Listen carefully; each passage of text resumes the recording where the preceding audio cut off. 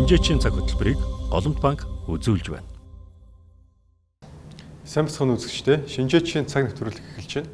За энэ удаагийн дугаараар Голомт Капитал үндэсний компани ахлах шинжээч Бэлгүн бит 2 за алтны салбар өсөж байна. Өөрөөр хэлбэл алтны ханш за сүүлийн 9 дугаар сар гарснаар за 3600 сая долларыг даваад байгаа ханш нь. Тэгэхээр алтны ханшийн өсөлтөөс Монгол улс томоохон үр өгөөжийг авч чадах уу? За ялангуяа алтны салбарын өсөлт нь Монгол улсад алтчийг ирээд авчрах уу гэдэг талаар бол ярилцсанаа. За тэгэхээр одоо бэлгүүнээс асуух эхний асуулт маань алт гэж өөрөө юу вэ те? Тэгэхээр алтны ханшийг яг юу хөдөлгөөд байгаа юм? Алтны ханш за сүүлийн байдлаар яг одоо ямар төлөвтэй харагдж байна гэдэг дээр асууя. За тэгээ. За тэгэхээр бүгдээрээ ерөөхдөө товчхондоо алт гэж юу вэ гэдэг ерөнхий ойлголтыг ярилцж байна. Мэдээж бол бүгд алтны талаар бол мэднэ тийм ээ. Магадгүй алт бол ерөөхдөө энэ дэлхий дээр баг одоо дэлхийн аль ч улсын оронд бариад очисон төлбөрийн хэрэгсэл болж чадах ийм одоо олон танигдсан ер нь бол бүтээгдэхүүн гэсэн үг. Гэхдээ бид нар бол анх одоо алтыг бол мэдээ жишээл дээрээ үйлдвэрлэх системийн 79 дэх элемент аврум гэж бол үзэжсэн тийм ээ. Алт бол ерөөхдөө металл. За металлда одоо суналт сайтай. За тэгээ гол нь нөгөө нэг өнгө алддаггүй гэдэг нь хамгийн том давуу тал. Тэгээд ерөөхдөө мөнхийн металлч гэж нэрлэдэг тийм ээ. За харин манай одоо нийтийн тооллын өмнөх 4000 орчим жилийн үеэс бол хүндрэлт анх алтыг ерөөхдөө олборлож эхэлсэн байна. За мэдээж алтны хамгийн анхны хэрэглээ бол гоё чимэглэл байж байгаа. Тэгэхээр худалдаачийн хүний хувьд бол одоо энгийн хүний хувьд ч гэх юм уу алт бол ерөөхдөө өөрөө тэр эрх мэдэл баян тансаг байдлын илэрхийлэл болж байгаа тийм ээ. Тэгэхээр алт бол өөрөө ямар нэгэн үнэлэмж бол бас байж болох гэдэг. Мөн улс орнуудын төв банк алтыг нөөц болгон хадгалдаг. Тэгэхээр энэ бол тийм одоо найдвартай байдал тийм ээ. Нөөцөнд байгаа энэ зүйл болж хувирах гэдэг гэсэн үг. За мөн энэ металл учраас өөрөө инженер одоо технологийн салбарт бол энийг дамжуулагч болгож ашигладаг. Ялангуяа зэврэлтэн төсвөртэй байдаг учраас тийм ээ. За харин бүх нийтээр хүлээн зөвшөөрөгдсөн учраас зарим одоо тийм ээ хөрөнгө оруулалтын салбарт энийг бол мөнгө хөрөнгө оруулалт эсвэл хадгаламж болгож ашигладаг гэж. Тэгэхээр яг одоогийн байдлаар бол нэг дэлхий дээр алтыг бол ийм дөрвөн ерөөхдөө секторт бол хувааж одоо ашиглаад байгаа гэсэн үг тийм. За нийт ерөөхдөө алтны тоо байна. Энэний 43.8%-ийг бол ерөөхдөө үнэт эдэлбийн салбарт бол ашигладаг гэсэн үг. Одоо дийлэнх дотоод энэтхэг хоёр улс төр. Одоо энэ хоёр улсын ерөөхдөө одоо соёлоос гэх юм уу тийм.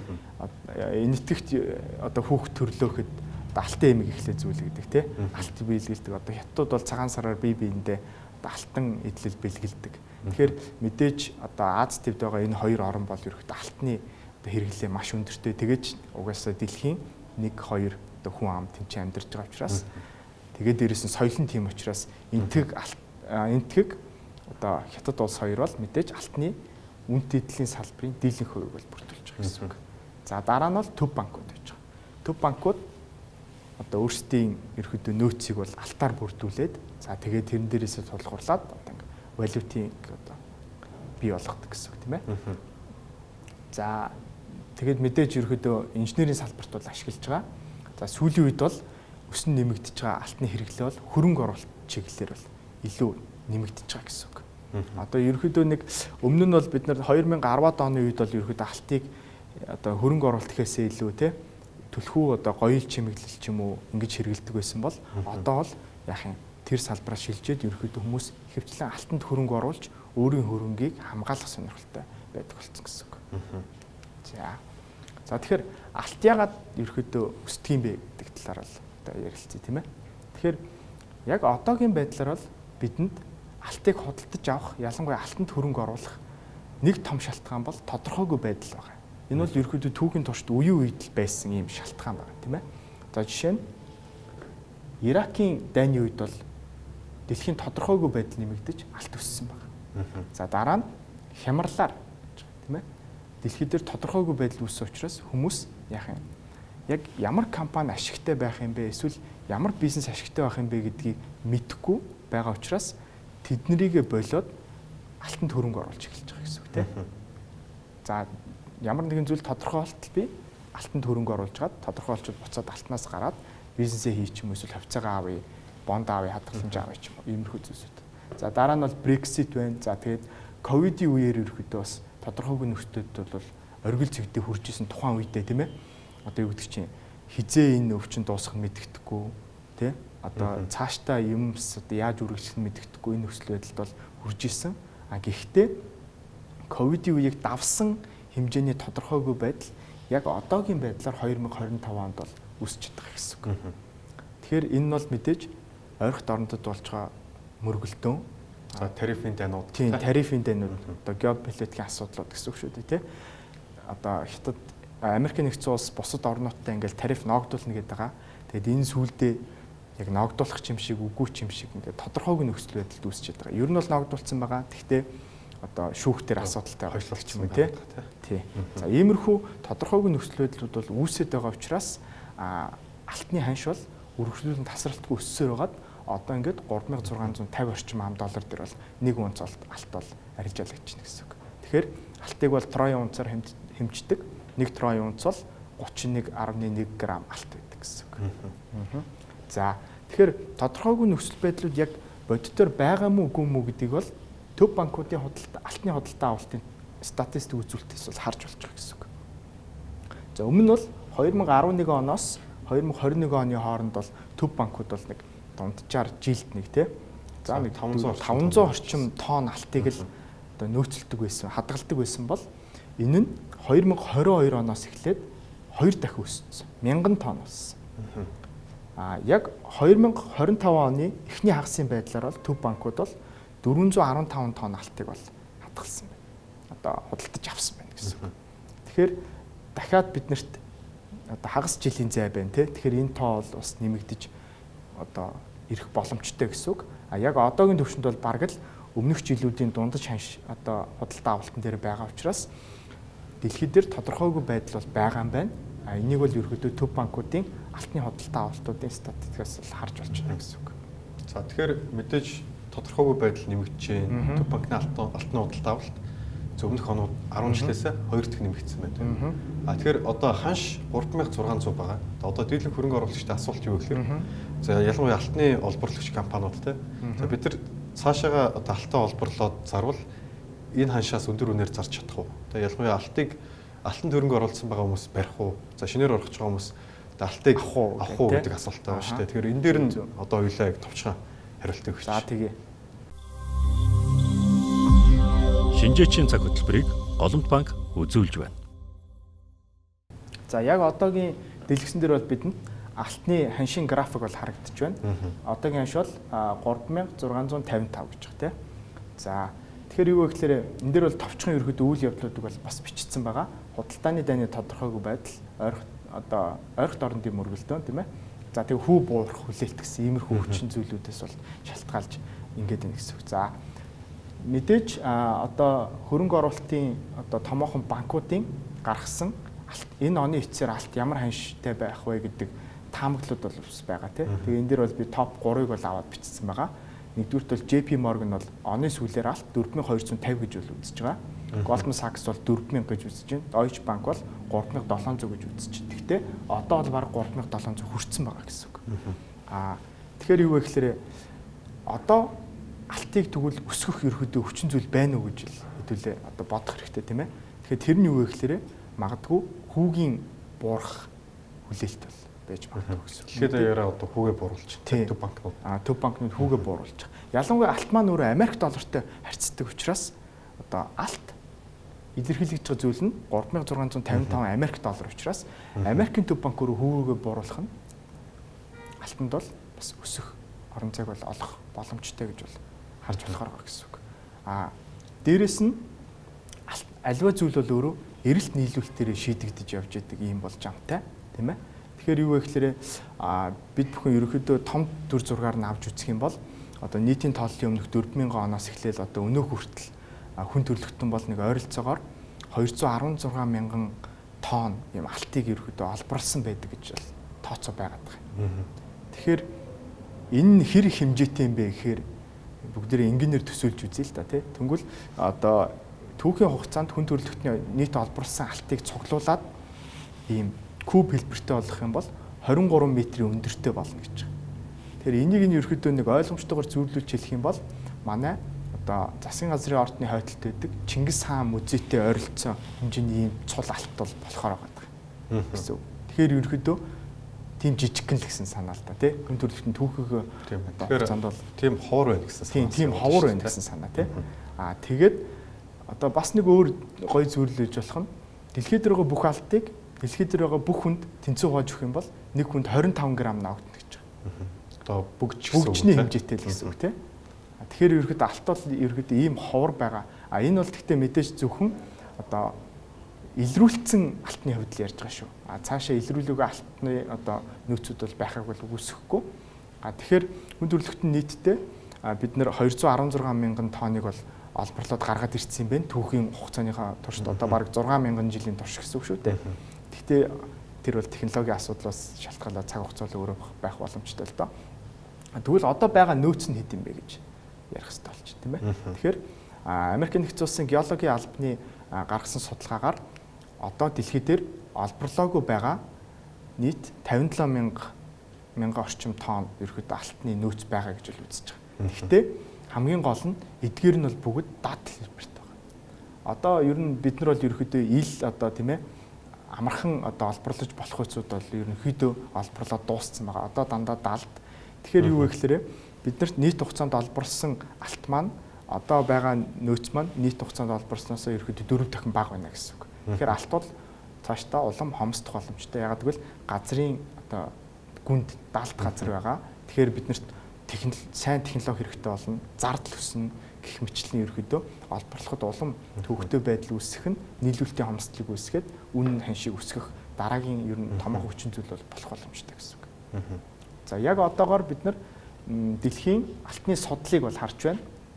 Дэлхийн алтны судал бол Америк ТV-ийн баруун эрэг дагуу, за тэгээд Африкт, ойрхот орнуудад, за тэгээд Төв Азиар буюу Монгол, одоо Хятадыг, Казахстан зэрэг улс орнуудыг дамнасан. За ингээд ерөөдөө одоо Номхон талайн улс орнуудад ингээд ерөөдөө алтны судлууд бол байдаг гэсэн үг. Тэгэхээр Монгол улс маань ер нь бол бас тодорхой хэмжээгээр яг алтны судал дагуу байдаг ийм байралтай. Хэрвээ бид нэр одоо тийм ээ алтаа ерөөдөө амжилттай ашиглаж чадах юм бол маш том боломж байгаа гэдгийг бол эндээс ингээ харж болж байна тийм ээ. Одоо би нэг зүйлийг бас уншиж байсан. Одоо дэлхий дээр тектоник плат хөдөлж байгаа тийм үү? Тэгэхээр нийлхээр одоо мөргөлдөөд тодорхой уул нурууд үүсэж байна. Салхаараа далаад ингэс үүсэж байна. Тэгэхээр эдгээр том дэлхий газар зүйн байршлын өөрчлөлт болоод тектоник платынгийн мөргөлдөөнөөс шалтгаалаад галт үйлүүд дэлбэрч байгаа тийм. Ингээд тодорхой хэмжээний эрдэсүүд газарт бас агуулгадж нөөцлөгдөх боломж нь бүрдэж байна. Тэгэхээр тэр одоо хөдөлгөөний дагуу ерөөдөө эрдэс баялагууд бол үүсдэг. Тэгээд манай Монгол улс бол ерөөдөө алтуулан зис те одоо эрдсийн одоо судал дээр бол одоо маш том судал дээр манай өмнөд ус маань байрлаж байна. За одоо Хятадыг харах юм бол одоо Хятадын энд байна те. Орос улбаны улс. За Казахстан руу баг зэрэг орж байна те. Манай явж байгаа оригоны судал буюу 2010 оны за Америк нэгдсэн улсын геологийн албанаас хийсэн одоо судалгаа байна шүү дээ те. Тийм байна. Тэгэхээр одоо энэ дээр хэдүүлээ харвал за ерөөдөө судлууд бол ингэж явж байна. За ойролцоо нэг судлалын дагуу явж байгаа орнууд те.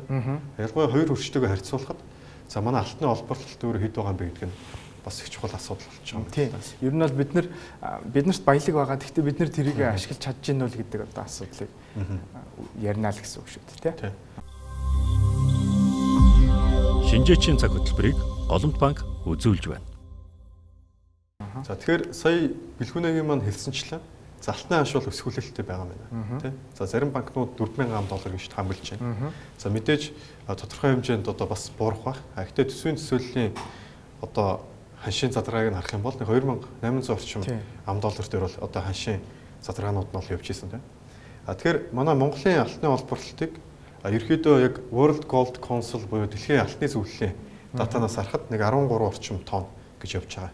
Гэхдээ албан одоо зарим статистикүүд дээр бол энэ 15 гэж явагддаг. За ингээд энэ датанаас харах юм бол за манай улс бол ерөөдөө Киргизээс нэг ойролцоогоор 2 дахин бага алт олборлож байгаа. Гэхдээ эдийн засгийн хувьд Киргизээс одоо манай улс бол дотоодын нийт бүтээгдэхүүнүүд бол илүү өндөр. За ингээд Казахстанаас 7 дахин бага, Узбекистанаас одоо 10 дахин бага, Орос улбаны улс Хятадаас 30-аас 40 дахин бага алтны олборлолтыг бид нар хийж байгаа. Тэгэхээр ч одоо яг нэг судал дээр байгаа орнууд байна шүү дээ, тийм. Бид бүхэн ч одоо яг Төв Азад алтны нэг том судал дээр хамт байгаа одоо бүс нутгууд гэсэн үг шүү дээ. Тэгэхэд одоо манай улс ямар боломж байна вэ гэхээр нэгдүгээрт Монгол улс дэлхий дээр газар нутгаар 19-т орж байгаа. За World Gold Council-ийн мэдээлснээр за жилийн алтны олборлолтоор бид нар дэлхийд 40 ихсэж байгаа. Гэхдээ магадaltaй нөөц бол одоо байдаг юм байна. За ингээд одоо тийм тодорхой одоо магадaltaй нөөц болоод одоо батлагдсан тэр нөөцийн үнэлгээ бол ингээд одоо 180 тэрбум орчим доллар үнэлгээтэй. Алтны нөөц бол Монголд байх магадaltaй байна гэдэг энэ зүйл гарч ирж байна. Тэгэхээр манай улс одоо тийм хөрш орнууд, за ялангуяа Төв Азийн ижил төстэй орнуудтайгаа харьцуулахад маш бага алтны үйлдвэрлэлийг хийж байна. Тэгэхээр энэхүү үйлдвэрлэлээ дэмжихийн тулд мэдээж төр засгаас ч юм уу тодорхой хэмжээний алтны үйлдвэрлэлүүдийг дэмжсэн одоо бодлогууд бас одоо шатараатаагаар бол шаардлага болно. Өөрөөр хэлбэл энэ 180 тэрбум доллар бол яг одоогийн аншаараа эргэлтэнд эдийн засгийн эргэлтэнд орох ёстой гэдэг энэ асуудал бол эргэж байгаа. Тэгэхээр одоо төрийн зүгээс засгийн газрын зүгээс өмнө нь алттай холбоотой ямар бодлогуудыг баримталж ирсэн юм бэ гэхээр за алт 1 хөтөлбөр алт 2 хөтөлбөр за одоо сүүлд эргэж байгаа алт 3 хөтөлбөрийг бол ирж байна. Ингээ харах юм бол одоо 92 онд очрот ерөнхийлөгчийг байх үед баталж ирсэн алт 1 хөтөлбөр ялангуяа 2000 онд батлагдж ирсэн алт 2000 хөтөлбөрийг харахаар үр дүн бол тодорхой хэмжээнд байсан гэж харагдаж байна. За тухайлбал харуул за Монгол улс 91 онд 140 тонн алтны нөөцтэй гэж тогтоогч ирсэн байна. За энэ өөрөө нэг хөтөлбөрийн дараа шинээр 110 тонн нэмэгдсэн алтны нөөцтэй нэгдүгээрт нэмэгдэж байна. За хоёрдугаарт мэдээж алт хайж байгаа учраас одоо манад гадны компаниуд ирэн дотоодын компаниуд ч гэсэн алтны хайгуул болон геологийн нөөцийг судалж байгаа. За ингээ хайгуулын зардал, судалгааны зардал чагсаагаад үзэхлээр бид нар дэлхийд ихтэй 10 ч ихсэжсэн. Энэ хөтөлбөр гэж байна. За ингээ улсын төсөвт нийтдээ нэг 107 орчим сая ам доллар бол төвлөрсөн. Ингээ дотоодын нийт бүтээгдэхүүнээ 20% болдох үедээ тэнцэжсэн гэдэг юм статистик байж байгаа. За ингээд алтны олборлолт бол ингээд тодорхой хэмжээгээр нэмэгдсэн. За эргээд буурж байгаа дүр зураг ажиглагдсан. За ингээд 2015 16 онд хилцээд за 2017 оноос эхлээд алт 2 хөтөлбөрийг бол Монголоос хэрэгжүүлж эхэлж байна. За зорилго нь юу байсан бэ гэхээр алт тушаалтыг одоо мэдээж эдгээр онуудад багасаад байна тийм үү?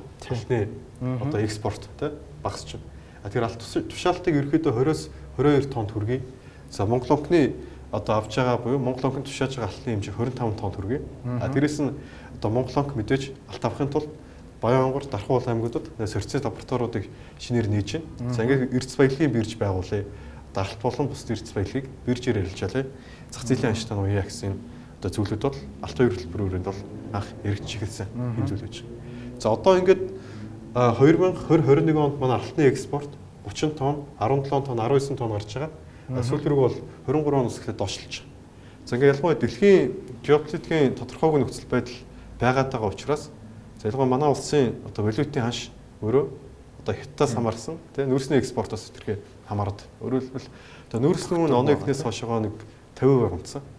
За ингээд манай уул уурхайн голох бүтээгдэхүүнүүдийг харах юм бол зэсийн экспорт нүүрснийхээ экспортыг давтсан тийм. Тэгэхээр бид нар тодорхой хэмжээний одоо 3 дахь металл буюу алтыг илүү дэмжих шаардлага гарч байгаа. За ингээд одоогийн яригдж байгаа алт хөтөлбөрийн хүрээнд бол тооцоолол нь за шороо ордны алтны тушаалтыг 20-с 30% өсгөе. За ингээд 129 тонн алтны нөөцтэй 45 алтны ордыг бол хэрэглэнд оруулъя. Жил ерөөхдөө нэг 20 тонн давсан алт тушаалтыг бол бий болгоё гэсэн юм зорилтуудыг бол тавьчаад байна гэж харагдаж байгаа. Зөв. Мэдээж гэхдээ энэ бол яг бас тодорхойгүй ерөөхдөө байгаа тий алт 3 хөтөлбөр бол яг одоогийн зах зээлийн нөхцөл байдал дээр за яригдж байна гэдэг нь өөрөө илүү үндэслэлтэй оновчтой зүйл болж байна л гэж хэлэх гээд байна.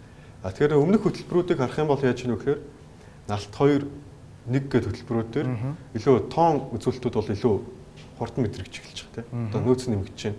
Олборлолт нь бас нэмэгдэж явж байна тийм. Тушаалт нэмэгдэж байна. За ягаад юм бэ вэ гэхээр эдгээр онуудад ерөөхдөө илүү нөө шороо ордон дээр одоо төвлөрсөн олборлолтууд бол явж ирсэн. Өөрөөр хэлбэл одоо илүү одоо энгийн гэсэн үг тийм. Энгүүгээр хэлэх юм бол ерөөхдөө угаа зарна гэсэн үг тийм. За ингээд одоо яаж гэнэ вэ гэхээр илүү үндсэн ордны одоо хайгуул болоод хөгжүүлэлтийн асуудлууд бол эргэж эхэлж байгаа.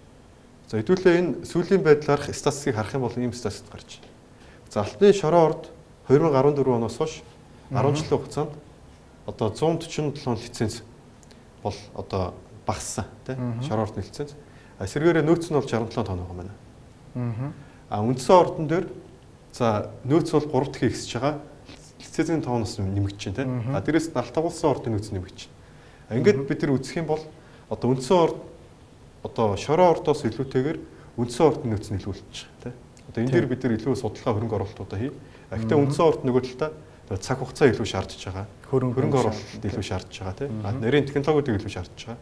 Тэгэхээр энэ дээр ялчгүй нөө эдийн засгийн цогц бодлого дээрээс нь компаниуд санхүүжилтээ босгох тийм. Одоо энэ асуудал бол одоо эргэж эхэлж байгаа. Тэгэхээр одоо энэний гол санаа нь юу вэ гэхээр одоо компаниуд алтны компаниудтай алтны лиценз эзэмшиж байгаа компаниуд төр ялангуяа үндсэн ордны одоо нөөц нь илүү байгаа учраас Монгол улс алтаа дэмжихийн тулд одоо илүү үндсэн орд руу төвлөрнө гэсэн үг.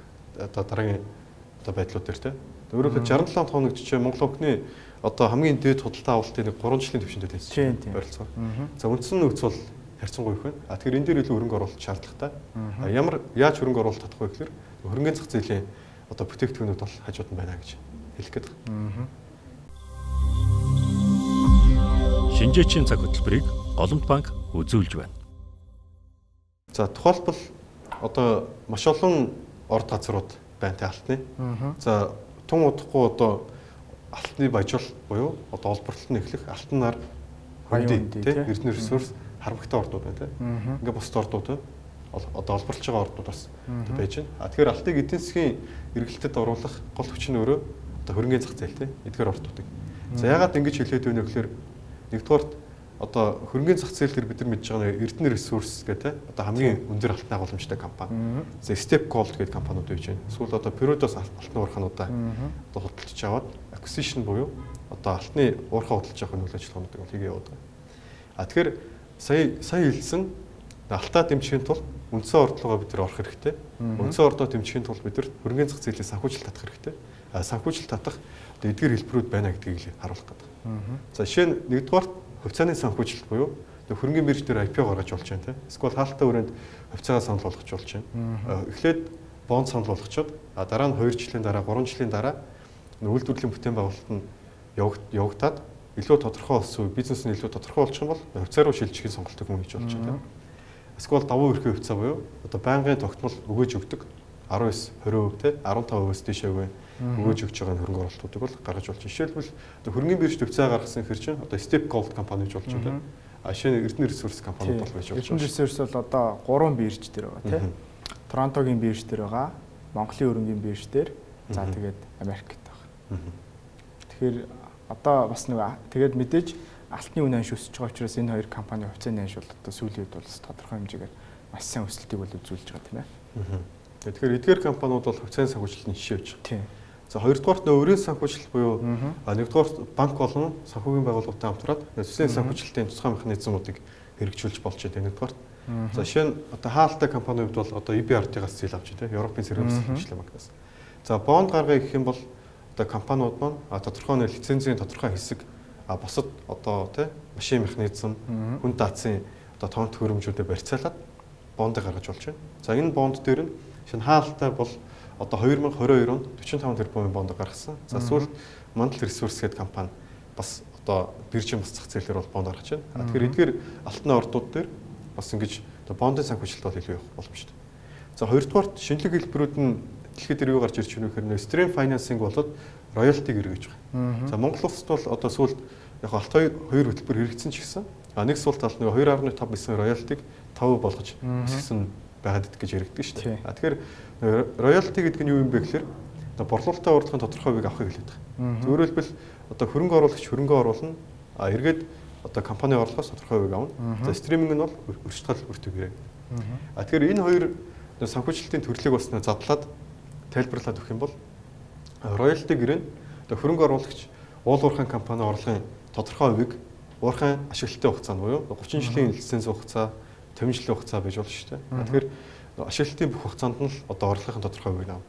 Жишээлбэл гадны шигээр бол хөвчлэн одоо 1-3% бол авдаг. Тэгэхээр одоо мэдээж хөрөнгө оруулагч маань хөрөнгө оруулалтаа хийн.